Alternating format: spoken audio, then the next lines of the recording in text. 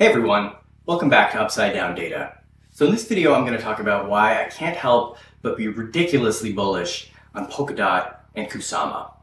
So if you guys like the content, subscribe and turn on your notifications, give the video a like, and follow us on Twitter at Upside Down Data. We put out regular updates there about our risk indicators and more. So today is a good day to talk about Polkadot and Kusama because today is the day that the first parachain launched on Polkadot. I'll give you a little bit of background about that, although I'm not going to go into too much depth. Polkadot is a layer 0 blockchain, which means that it doesn't host smart contracts itself, but it connects smart contract platforms. So there are going to be many projects that are running on Polkadot. Polkadot is a relay chain that connects them, provides interoperability, security for them. So this has been building up for a long time. You've probably heard about Polkadot. It's had a large market cap, but it hasn't actually had a working product. And now it does. Moonbeam is the first working parachain that is launched and is live on Polkadot. Kusama is like Polkadot. It's kind of a smaller, faster, more experimental version of Polkadot. It's run by the same people. It's called Polkadot's Canary Network, which is a reference to the canary in the coal mine. It tests things out, goes faster, takes more risks, has a smaller market cap, all that kind of thing. Same ecosystem though, broadly speaking. And so Moonbeam has a corresponding smart contract platform on Kusama, which is called Moonriver. And it worked through the same crowd loan mechanism. So when these different projects are vying for a parachain slot, they're a limited number on both Polkadot and Kusama, they go up for auction and people can lock up their DOT to support them. The projects that get the most DOT locked up in support of them win a parachain slot and then go live on that relay chain, either Polkadot or Kusama. And it's been a very lucrative investment for people who've gotten in for both Kusama, and now we're seeing the first results of that for Polkadot. So that's why I said it's a good day to talk about Polkadot, because Moonbeam is now live on Polkadot. For the first time, Polkadot is actually hosting a smart contract platform. There's real action happening on Polkadot. It's pretty exciting if you've been following Polkadot, because it's a long time coming. But what I want to point out and start off with, because I know a lot of people have been waiting to find out about this. I've been wondering how this is going to look. And that's, what's the return on investment going to be like for contributing to Moonbeam in the crowd loans? I have their calculator up here, and this is not the part that's news, that for each DOT that a person contributed to the Moonbeam crowd loan, they get 4.1946 or 4.20 if you prefer, Glimmer tokens for each DOT. So 30% of those are immediately available. They're available now if you were a crowd loan contributor, and the other 70% will be vested linearly over the course of the 96-week period. So over the next 96 weeks, the rest of that 70% of the crowd loan contribution is going to be released at a continuous pace. So Glimmer is now trading on Kucoin. It's also going to be trading on Binance. I don't know if it is yet. And it's trading at about $15 per token. It had a run up in the first few minutes up to $40, retraced, and is now seemingly stabilizing somewhat around $15. That's a pretty good return on investment. So if we do a little bit of calculation here, we have 4.19 times 15 equals $63 divided by 25.6, which is approximately what DOT is worth right now, which means that in total, for each DOT, a crowd loan contributor is getting 2.46 Glimmer, 2.46 their dollar value, on their locked DOT. If we take the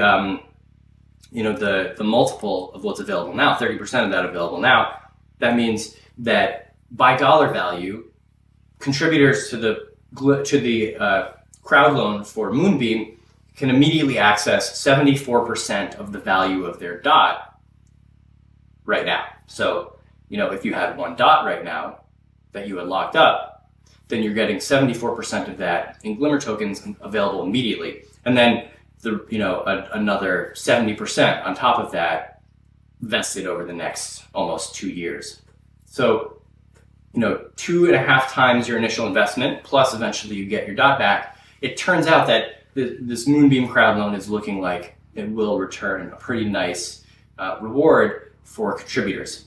That's barring further price appreciation, of course. Moon River, which as I mentioned is the Kusama version of Moonbeam, after launch, it went on a parabolic run and it increased by a number of multiples. And if Glimmer were to do anything like that, even if not to the same magnitude, then this would start to become, frankly, a really ridiculous return on investment.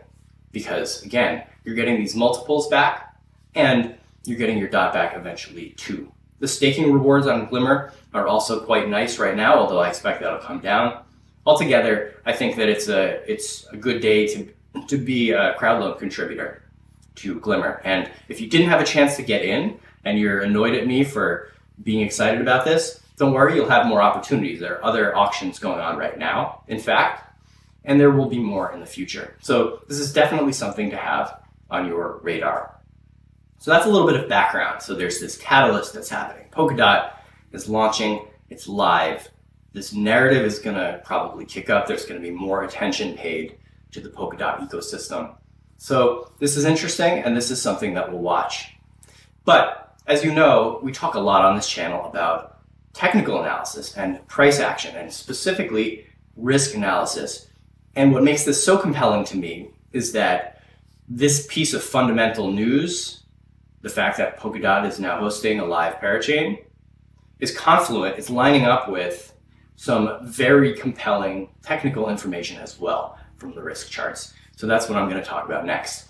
What we have up here is the UDPI risk chart for Polkadot. This is the long-term version, which means that the information it's telling us is meant to be interpreted on a scale of several months.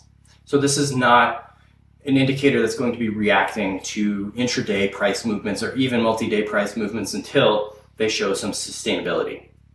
This is a more patient model that we're looking at right now. Each one of these dots represents a day, and each day is color-coded according to risk. So red corresponds to high UDPI, approaching that 5 level at the top, and that indicates that remaining upside potential is limited from the perspective of the model, but remaining downside potential is quite extensive. Now, obviously the opposite is true. When it's green, when we approach that -5 level, that means that risk is relatively low at that point, and there's lots of upside potential that the model considers to be realistic, but limited downside potential.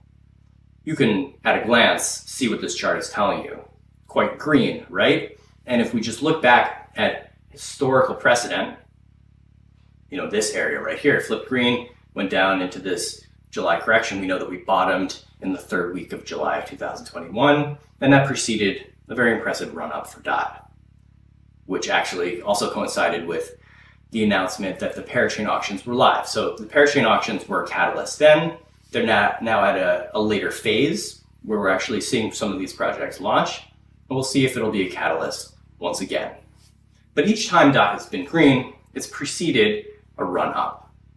And there's plenty of reason to think that that could be true again here. So risk is now almost at -4 from the long term. Quite a nice risk to reward ratio if you're willing to be patient with this market. We don't know when a run is going to happen, but it certainly looks from this analysis like a run is gearing up to happen, very likely. Not financial advice, but this is a straightforward interpretation of this risk information, if I've ever seen one, right? So this is, again, confluent with this fundamental catalyst. We have excitement around DOT and this burgeoning narrative. And we also have technical risk information, which is corroborating that and which is pointing toward upside at some point in the not too distant future, very likely. If we look at the medium-term chart, this is a little bit of a quicker type of risk indicator. Similar concept, but instead of thinking about a scale of months, this looks at a scale of weeks to months. So again, not focused on intraday movements, but a little bit more reactive to multi-day and certainly to multi-week movements. And this tells a similar story, right? So across time frames here, we have quite a low reading on the risk gauge for DOT. We can get even quicker. So we just moved into the short term. Now here we're looking at a risk indicator that will be reactive, even maybe to multi-day movements. Intraday movements are still very quick, but this is an indicator that's going to be reacting to movements on a period of days to weeks. So this is a short-term type of information. And again, it confirms the same. These don't have to agree with each other, but when they do, it's all the more compelling because it tells you that from the macro perspective, DOT is oversold and has a favorable risk to reward ratio. And from a medium-term perspective and from a short-term perspective, it could just as easily be the case in some situations that from a macro perspective, the risk to reward ratio will be favorable, but from a short-term micro perspective, the risk to reward ratio might be unfavorable. And in that case, maybe you want a dollar cost average in, or maybe wait a little bit until the short term cools down. But we're not seeing that with DOT. We're seeing that across all time frames, we have agreement that the market's full of upside potential and has relatively limited remaining downside potential. That doesn't mean that it can't go down. It does have some downside potential remaining, and it's always possible that the model could be surprised. So this is not a golden ticket. This is not a guarantee. There are no guarantees, but it's certainly very consistent information. And this kind of information historically has served people who have used it quite well. We can also look at the risk information in this way. This is just the output of the UDPI. Instead of looking at price, we're just looking at time and the UDPI reading. This is back to long term. And we can see that the UDPI risk for DOT on the long term bounced at -4 and is now a little bit above that. And we'll see if there's a sustained reversal coming in. Worst case scenario though, let's say you had bought last time DOT reached a -4 level, and then you had been disappointed to see that the price and the risk continue to drop down and it reached -5. Maybe you were thinking to yourself, I wish I would have waited there. Instead of buying it at -4, I could have kept my powder dry and bought it at -5, or could have bought more at -5 and then had a better return on investment. Now that's true, but when DOT reached -4 back in July, the price was about $14. It then did drop down to $10. Obviously that's an even better entry. But if you had started buying in here, or even made one purchase in at that -4 level, the last time it was hit, you'd be up very nicely right now. The price is about $25.50 or $25.60. Buying in at $14 is a pretty good return on investment, and that's with the risk still being extremely low. So the risk is now reset. It's reoriented how it's relating to the price. You would have gotten a nice return on investment and still been sitting on a great R and R proposition. So that's how this works. Even if the price continues downwards, and even if the risk follows it downwards, and there are future opportunities that are even better than this one, well, first of all, there's no guarantee that the price will be lower then, even if the risk is lower. And second of all, it's probably going to turn out okay in the end anyway. Not financial advice, but again, a straightforward interpretation of this risk information. The medium term here, we see that the UDPI has already seemingly entered an uptrend. It's now, it bottomed near -5 and is now moving up toward -3.5. And it looks like it may have found support on that -4 level. Again, we'll want to see if there's continuation. On the short term, we have a more kind of decisive move to the upside and a seeming uptrend that's formed. And again, that's kind of the least important one if you're being patient about this market and you have your eyes set on the long term. But again, we have agreement across all of these time frames. Now, I mentioned that this is not only about DOT that I'm talking about, because Kusama is related.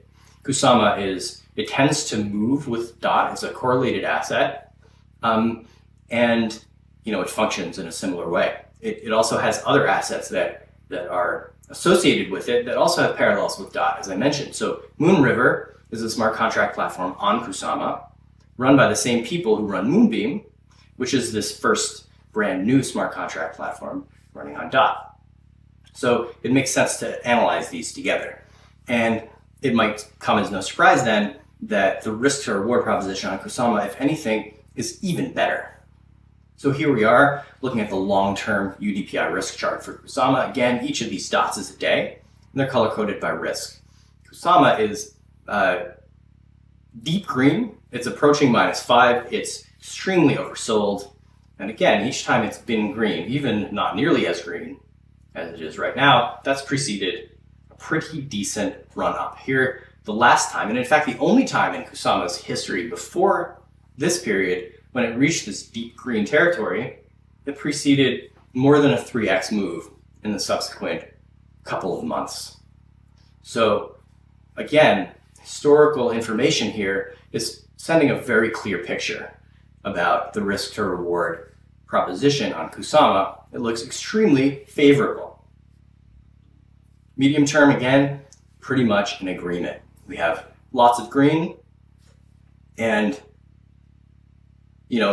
a degree of green that doesn't even come along very often. So kind of a rare opportunity presenting itself on Kusama. And again, short term, similar kind of message that we're getting from here.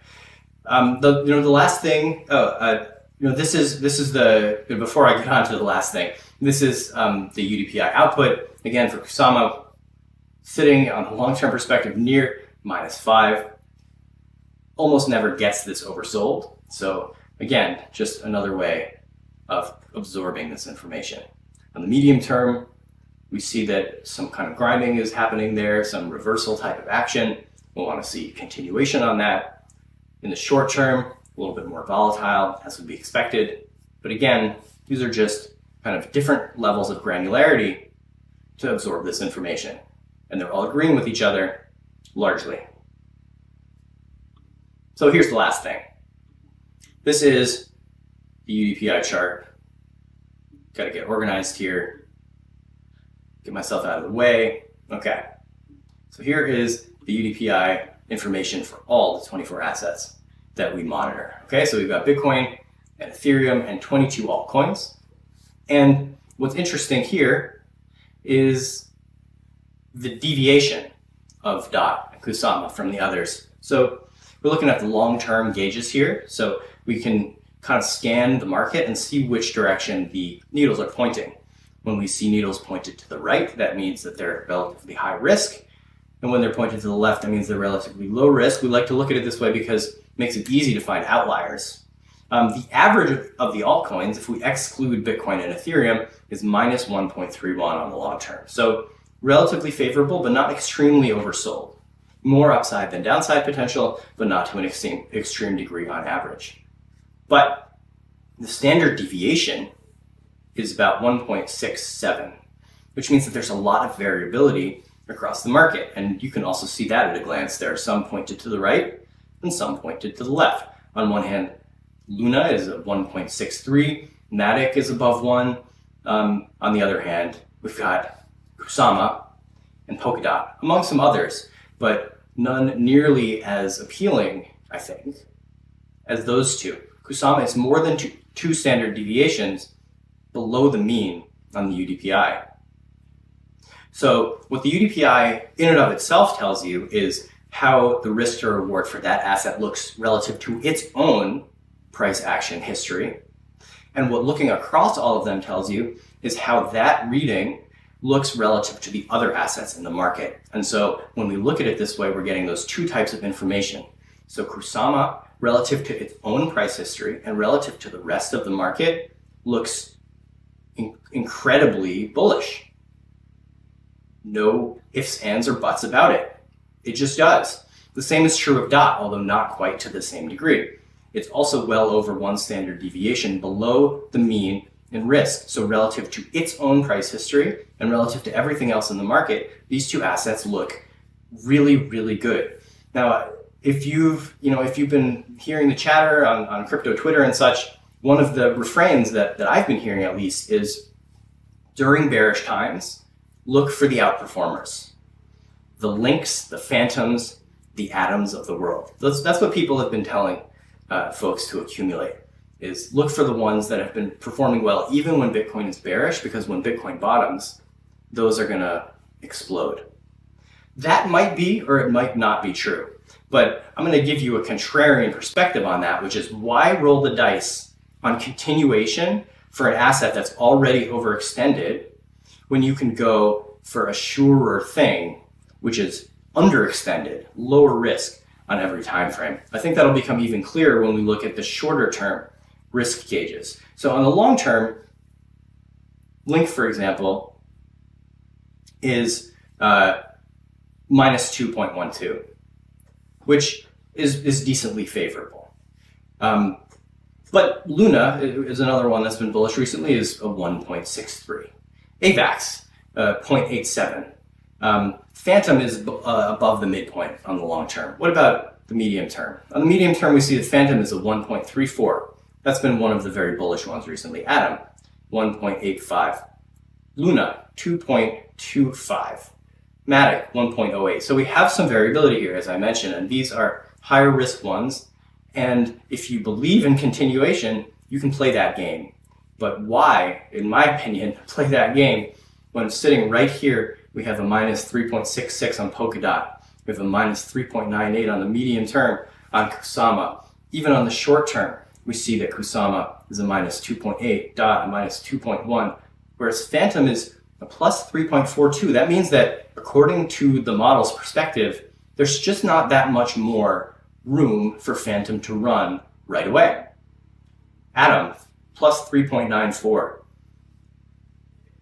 Looking for the strong performers when the market is bearish, it might tell you something. It might tell you which ones are likely to continue when the market gets bullish as a whole. But it might not. It might just tell you that they've already gobbled up some of their realistic upside potential for the near term and maybe even for the medium term.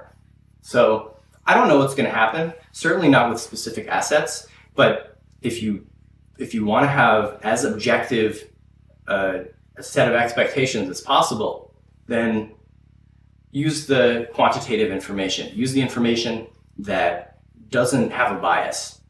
And when we do that, it becomes crystal clear. There are some assets that have very favorable risk to reward ratios right now, and those include DOT and Kusama, and there are some that frankly don't, and those include some of the ones that have been making news recently because of their outperformance during bearish times, like Atom, like Phantom, and even like Link.